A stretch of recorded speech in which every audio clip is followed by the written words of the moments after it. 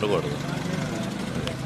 ఎక్కువ స్థాయిలో భయపడుతున్నారు అసలు. ముందు బయట ఇప్పుడు సైలెంట్ ఓటింగ్ జరుగుద్దండి. ఇది అంతే, సైలెంట్ ఓటింగ్. ఎప్పుడు జరుగుతుంది? ఓటింగ్ శాతం పెరిగితే ఓటింగ్ శాతం పెరిగినా పెరగకపోయినా అసలు ముందు ఇదివరకు ఏంటంటే పబ్లిక్ మాట్లాడేవాళ్ళు లేదని అడిగితే. ఇప్పుడు మీరు నన్ను మాట్లాడిస్తుంటే నేను పక్కకి వెళ్ళిపోవాలి. సరే ఏదో లేని మాట్లాడుతున్నాను. అట్లాగా ఎంతమంది మాట్లాడతారు మీరు చూడండి, వెళ్ళి మైక్ పెట్టి. అభిప్రాయాలు చెప్పటల్లా.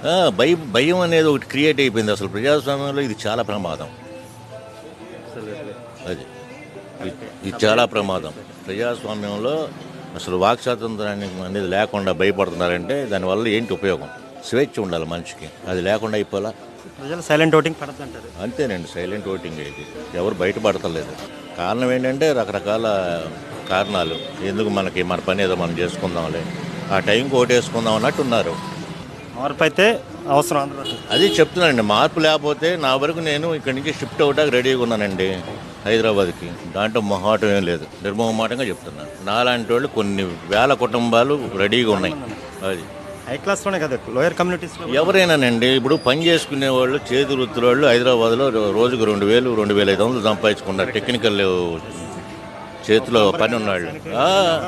నాకు తెలుసు ఆ విషయం.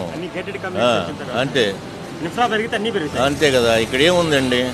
ఏమన్నా ఉందా కొత్త ప్రాజెక్ట్? ఏది ఒక్కటన్నా ఏం లేదు. అక్కడికి వెళ్ళండి, శుభ్రంగా డెవలప్ అవుతుంది. ఔటర్ రింగ్ రోడ్ అంతా చుట్టుపక్కల అంతా రోజు రోజుకి వెళ్ళిపోతుంది అభివృద్ధిలోకి.